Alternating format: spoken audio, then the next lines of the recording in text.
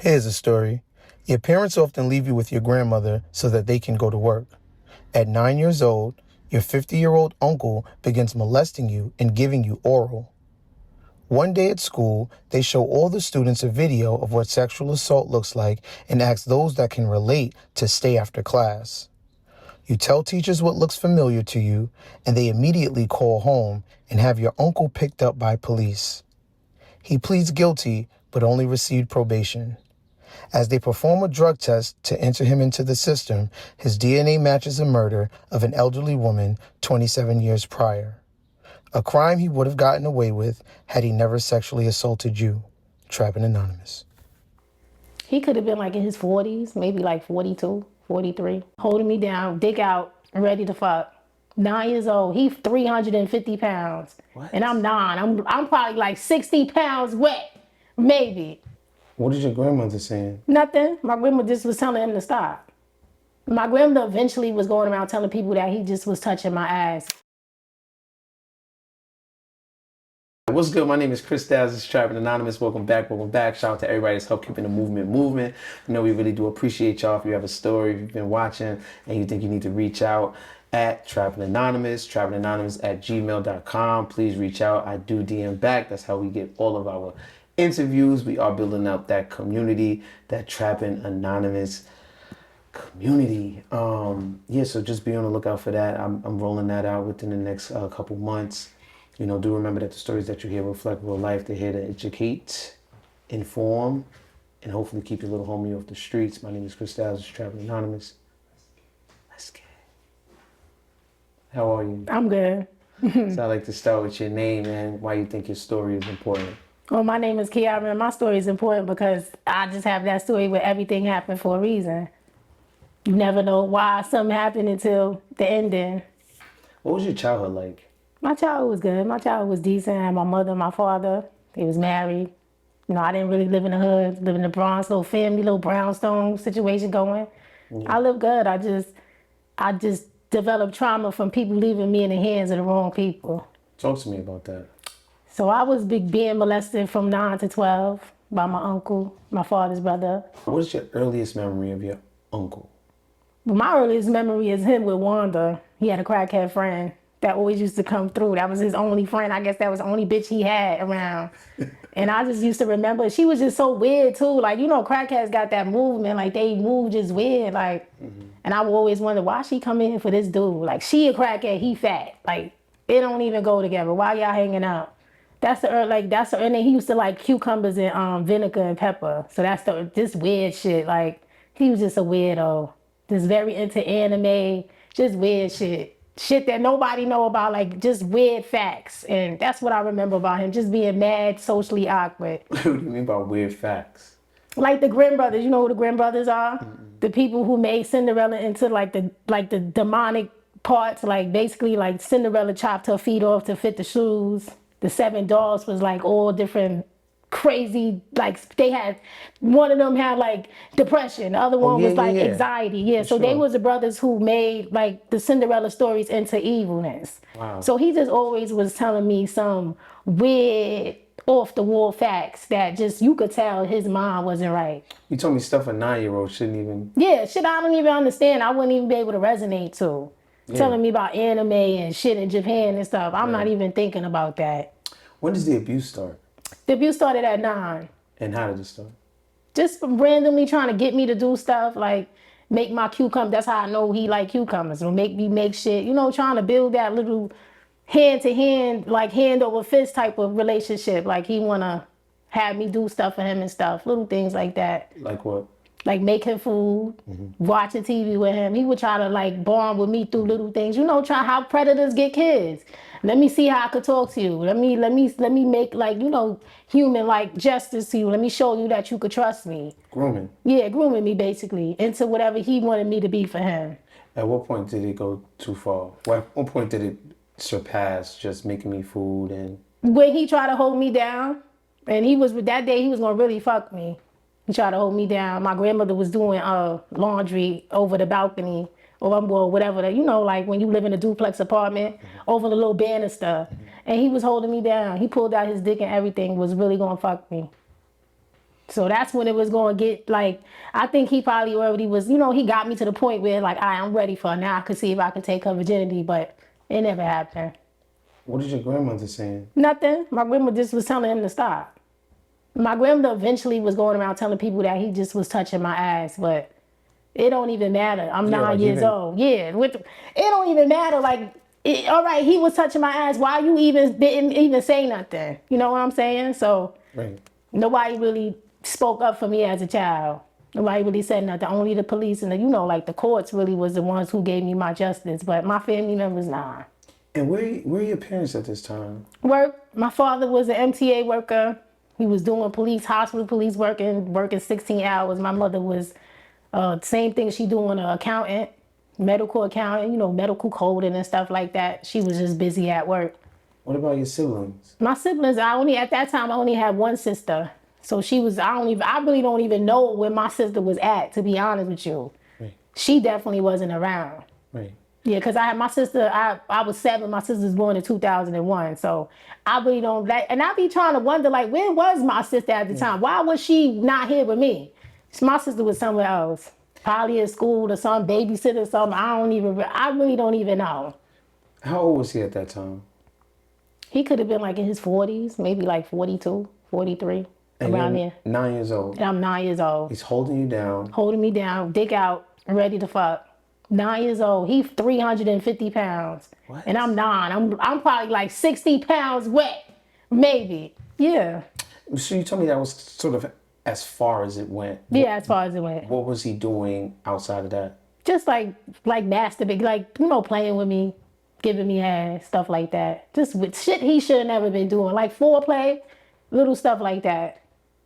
And how often would this go on?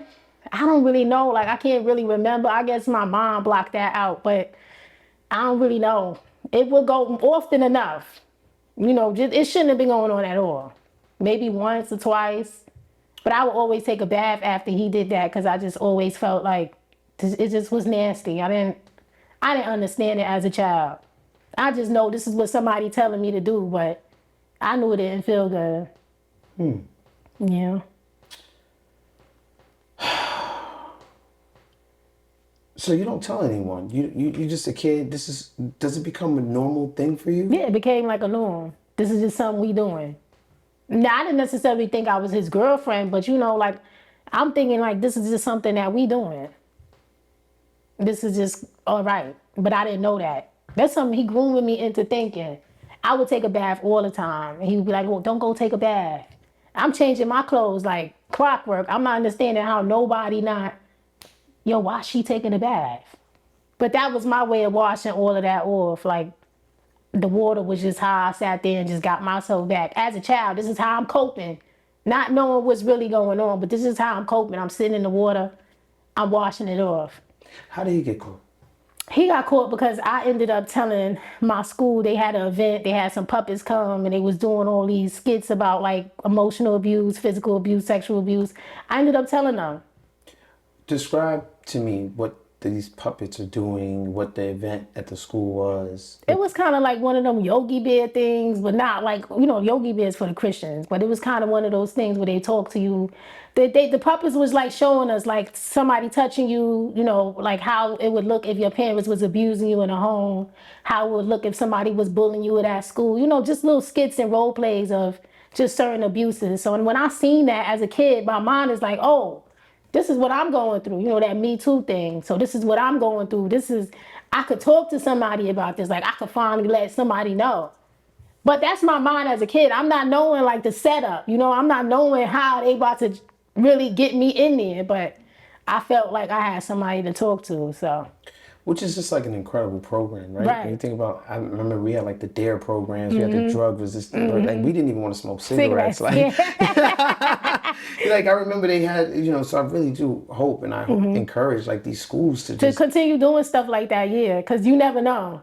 And like in my circumstance, like he grooming me at home, had me thinking like this is okay, but now I'm seeing otherwise, So he probably never thought that somebody was ever going give me the opportunity to think different, show me a different perspective, because he already had me when he wanted me for those years. And this is 12 years old. This is 12 years old. What was the thing that the puppet did that signaled something in your brain to say, oh, okay, this happens to me? The puppet was kind of like touching the crotch area of the other puppet. And they kind of was having a conversation similar to what he would tell me, like, don't say that, that low key, like, shh, don't say. So I seen that. And as a kid, I'm like, oh, that's me. Like, he told me this too, but I'm thinking it as an innocent child. I'm thinking like, oh, like I got a friend in this person. Like now I could tell, oh, they did that to me too. But I'm not understanding, the can of worms that I opened once I did that. You told me about 5 kids stayed back in the classroom that day. About 5 kids did. A lot of kids stayed. I'm not sure what, but I just know I was one of them people that stayed. I'm sure people was there for the sexual stuff because that's something that goes on more than we could actually imagine. Right. You never know when somebody getting touched, or if the uncle, if the aunt, because females do be touching kids too. Right. But you never know what's going on. So 100%, 100%. Okay, so the counselor comes to you, and what did they say? they asked me what was happening, and I just told them verbatimly what was going on. He touched me. They actually asked you like what part of the the little skit what resonates with you, and I said, oh, the sexual abuse part, or the part where he touched her, and then that from there, like 15 minutes later, my grandmother and my mother at the school. What do you remember about that experience? I felt betrayed, to be honest with you. Because I was like, yo, I'm telling you this. I'm not even supposed to be telling you this because I'm breaking my trust with him. This is my like 10, 11, 12-year-old mind, I'm breaking my trust. I'm not supposed to tell you. But now she breaking my trust because she told my parents. So it was just like, I felt like a deer in headlights. Like, damn, yo, I'm in trouble. But I wasn't in trouble for real. But as a child, I'm thinking like, yo, I just got in trouble. He told me not to tell. They told, like... What's sort of your grandmother's reaction? Because in my mind, when she saw him, even if she thought he was just touching her butt, she saw that. She knew that was going on. So she knows that this is not something that's outlandish. This is something that is going on. What was her reaction? I think my grandmother's just a West Indian lady that come from a culture where it's like everything's just shush and quiet. So she didn't believe it, or like she just be on some like, I wasn't there. Only God know what was going on. So she never want to really take accountability or touch waters when it comes to like, that topic. She never really want to get on that. So I really don't care no more how she feel about it because I know for a fact it happened. The courts believe me.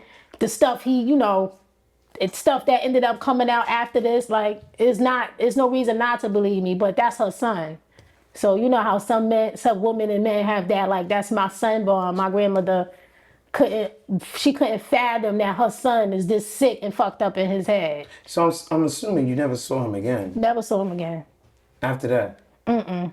No conversations, nothing? No conversations. Well, he had wrote a letter like back home telling my grandmother and my aunt that I was a demon and I was lying. But that's just, he know that he got them groomed too in a sense, So they already all down for him, but I didn't care about that.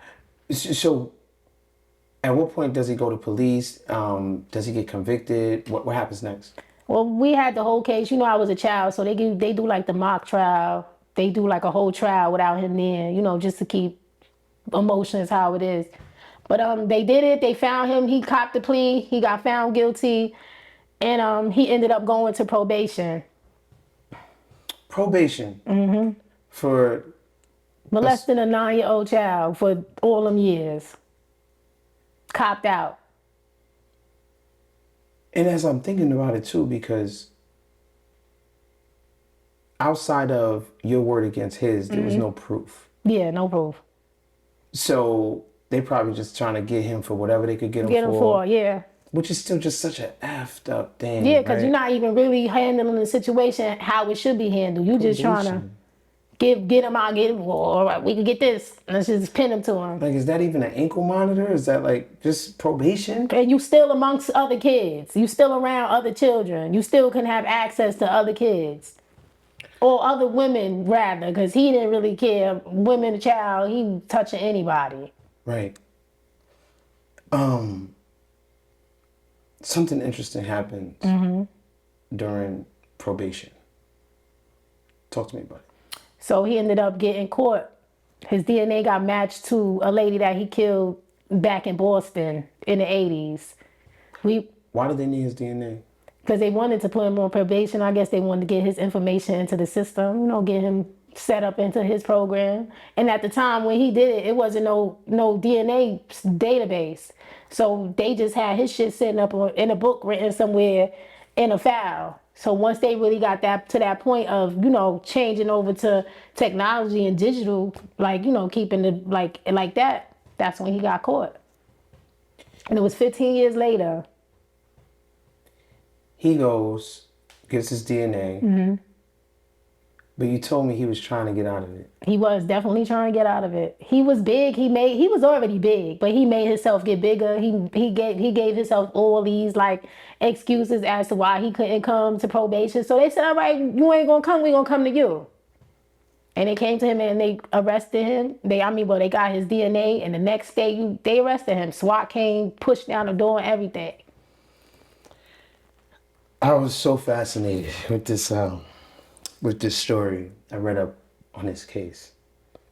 15 years prior to doing that to you, they said a frail 5'1", 90-pound, 79-year-old Lillian Johnson, he robbed and stabbed to death and seemingly got away with it. Until he tried to fuck with me. So sometimes you think you're getting away with something. It's just not your time. And that's what happens with pride. When we think that we do something and we ain't gonna get caught, now I could do it again.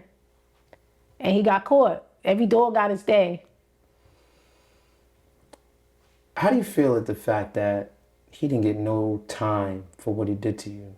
I felt bad, but then once it came out that he got caught with that lady, it was like, yo, it still was I still got some type of justice out of that. Cause even though it wasn't me, you still sitting up. You can't hurt nobody no more. 1984. 1984. 1984. When there was no police out like that and they wasn't really watching nobody and you could rob and do this and all kind of crimes. What was the family's reaction to? It was a mixture. Like some people already knew he's a creep. Some people already had that, like, yo, that's a creep. And then some people, like my grandmother and my aunt, don't want to believe it. Because, sometimes when you know somebody as something, you can't bring your mind or your perspective to shift. Yeah. Because you think that, but that's just how you know me. That don't mean that you're not over here being a whole different version of yourself. What did your father think? This is his brother. My father was very mad. My father used to always ask me, was somebody bothering me? Is somebody touching you? If anybody touching you, you could always let me know. Is somebody bothering you? He would always ask me that all the time. So I used to be like, I internalized that, like, why y'all, it's like this goes back to protecting black women. Why nobody sat around and stopped to look like, hey, I think something is going on. Let me sit back and observe the situation. Because everybody knew he was a creep. And he got you up in the house. Y'all see the picture of him, he's a creep. So when your father finds this out, he ever sit down with you just one-on-one and just, I don't know. He asked me why. But you can't ask the victim why. I don't know why. You got to ask him why he did that. He, like any other father, he was upset. And I'm sure he still walk around with some type of guilt because don't nobody want to talk about it no more. So what about Lillian Johnson's, the deceased? What about her family? How did they react to this news that 15 years later, they finally are getting justice because of this young girl's testimony about her uncle molesting her? What was their reaction? They was happy. I'm not gonna say they was happy because it happened, but they was happy that they was able to find justice. Like, they was very sad. They did send they send a lot of apologies. They was upset that happened to me. They wanted to thank me. They wanted to send me flowers. Like even to this day, when he goes to his parole hearings, they still contact my family and let them know, like, even, it's not my case, but I still have something to do with that. So they still fight for my justice. They still fight for her justice. What was his sentence? His sentence was life, I think, like 25 to life. right? Almost like that, 25 to life. But he gonna be in there for life. Miss Lillian Johnson, her sons is not letting him out. He shows no remorse for nothing. You told me all he had to do was apologize. That's all you had to do was say sorry. A real sorry though, not that umbrella. Oh, I'm sorry for everything shit people do when they don't want to try to, tune into what it is. He should have apologized for that, and not me first for that lady. She was 74, 79. Like her life was not to say it like that, but her life was already getting ready to go into a certain. You feel me? Like, why take this lady life like that? The article said he was 50 years old At that time. when he got Arrested, yeah. So you were old, but see how karma work? Now you in jail. You want to be in jail at her age, rotting. You could have let this lady. Been 15 years. I mean, he's probably 65 now, 66 now. Almost coming up to her age, and that's where he needs to be, in jail. Does any part of you felt like this had to happen to you to get them justice? I think so. I believe so. Yeah. Because if it would never happen to me, then nobody would have never known.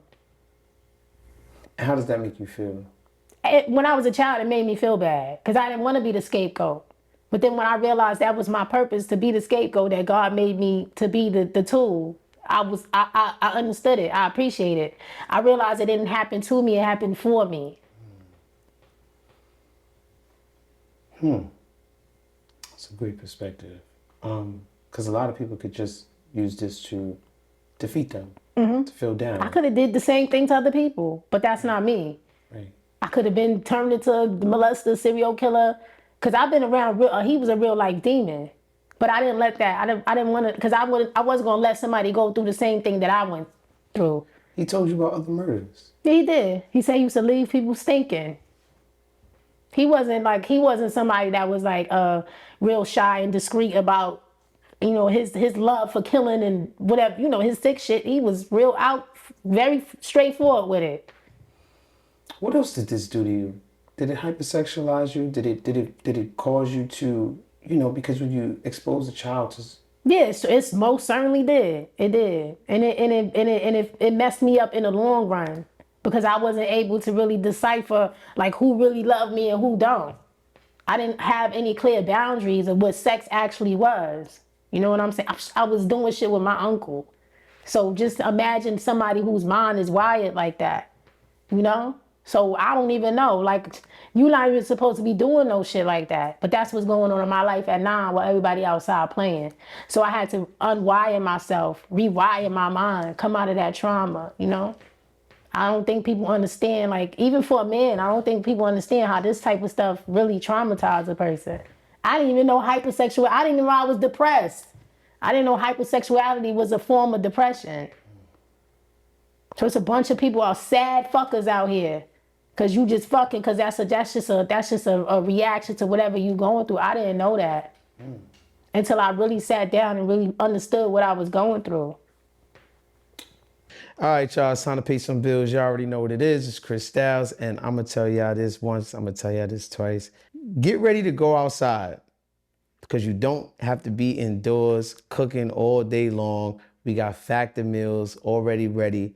All you got to do is microwave them. They have the great steak. They got the salmon. They got the shrimp. I told y'all before. I'm going to tell y'all again. With 45 weekly menu options, 45 weekly menu options. There is nothing that you will not like. We got keto, we got protein, calorie, whatever thing you trying to figure out for that diet, whatever thing you trying to figure out for that motion, trust me, Factor got it. On-the-go lunches, premium dinners, guilt-free snacks. I know y'all like those guilt-free snacks. So get started at factormeals.com/trappin50off, factormeals.com/trappin50off. This is Trappin Anonymous. My name is Chris Styles. Let's get it. Start stripping. Yeah, I sure did. What age? Like 22, 23. What was that experience like? It was rough. It was rough. It was definitely rough. I think it was hard because, it was easy for me because I already been violated. So it was nothing to allow somebody to do that. But it was rough because, like, for a spiritual person like me, it just was too much energies in there. That's the devil's playground. Like, it was tearing me down. It definitely was. And it was just too much jealousy, too much envy. You know, that's not the place where you trying to find love. You know, and I'm a person, I was, like I said, I've been trying to find love. So it just it wasn't no love there. So I had to get out of there. Did you ever have sex for money? One time I did, yeah. But I didn't like that. It just felt too transactional. And like I said, I already been violated. Like, money is never going to be the thing that's going to make me, unless it's for my kids. Like, I ain't have nothing. My kids need some shoes or something. I got a little nigga over here that could, but like to just be waking up every day. And that's no, I'm not saying nothing about sex workers, because more power to you. But me, personally, it just wasn't that. It wasn't that for me. It wasn't I didn't have I was living with my mother. I didn't have no real rent or nothing. You know what I'm saying? Like, I was like, this is not it for me. What was one of the more intense encounters that you had in a strip club? Just overall, like, the whole thing was intense. Just the way they talk to you when they getting ready to close out, y'all bitches leave, y'all hoes gotta, like, I didn't like that. You know, I like money, yes, but never that much for somebody to be degrading you and talking down to you like that. Like, that just wasn't my thing. The whole thing was traumatizing. What did you love about it? I think it was the control, the being able to, like, to control the man. It's like I told you, I already was hating men. So at that time, I could control you through that. So, Wow. yeah. You developed a hate. I developed a hate for men. I sure did. Wow. Yeah. But you know, like, it was giving me, like, I was able to, like, sell that fantasy, you know? I could be whoever I wanted to be. Today I'm her, tomorrow I'm her. Like, I was able to, like, it was just, like, men was just vulnerable. They was vulnerable. All type of men, married men, it didn't matter to me. I wasn't fucking them, for sure. But, you know, it just was that power. Sort of the connection, right? Mm-hmm. Because we know you didn't turn into your uncle. Obviously, you weren't. Yeah, I didn't turn into him, but that power the that power he had trip over you. I ultimately did it in the strip club to them. Isn't that interesting? Yeah. How that worked, but I just didn't violate them for real, in the terms of, like, you know. Of course. They signing up for it. You asked for that. You asked, you know what you here for. You ain't here to watch TV. Okay. 3 kids, 3 baby fathers.